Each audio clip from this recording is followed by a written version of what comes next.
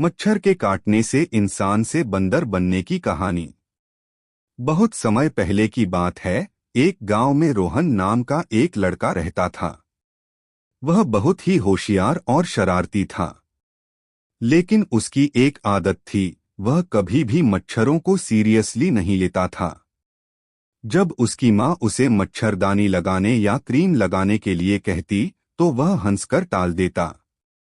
एक अजीब रात, एक दिन की बात है, रोहन बहुत थक गया था और जल्दी सो गया।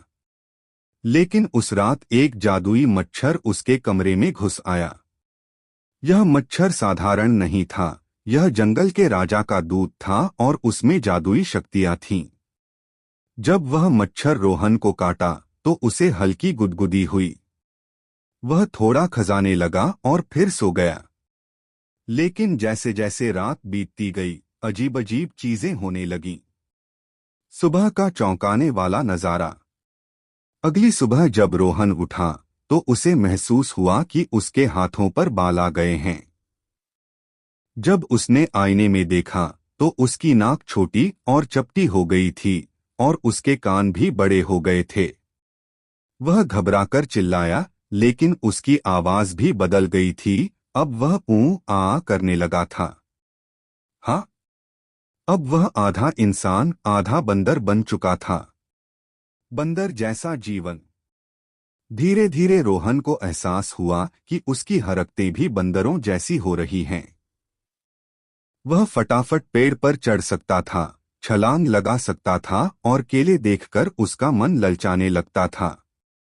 स्कूल में बच्चे उसे देखकर डर गए और उसका दोस्त राघव तो हंस हंस कर लोटपोट हो गया।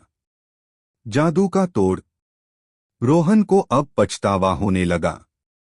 वह रोने लगा और बोला, काश मैंने माँ की बात मानी होती और मच्छरों से बचने की कोशिश की होती। जब गांव के साधु बाबा को यह बात पता चली, तो उन्होंने कहा, रोहन, अगर तुम एक हफ्ते तक अच्छे काम करोगे और दूसरों की मदद करोगे, तो जादू टूट जाएगा। रोहन ने तुरंत अच्छा बनने की ठान ली। वह गरीबों की मदद करने लगा, जानवरों का ध्यान रखने लगा और सबसे विनम्रता से बात करने लगा। फिर से इंसान।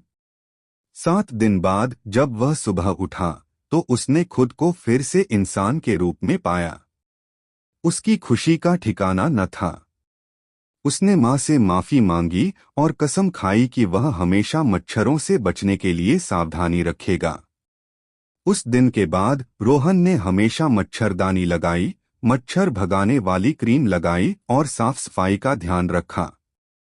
गांव के बाकी बच्चों ने भी यह सीख ली कि छोटे मच्छर भी बड़े नुकसान कर सकते हैं।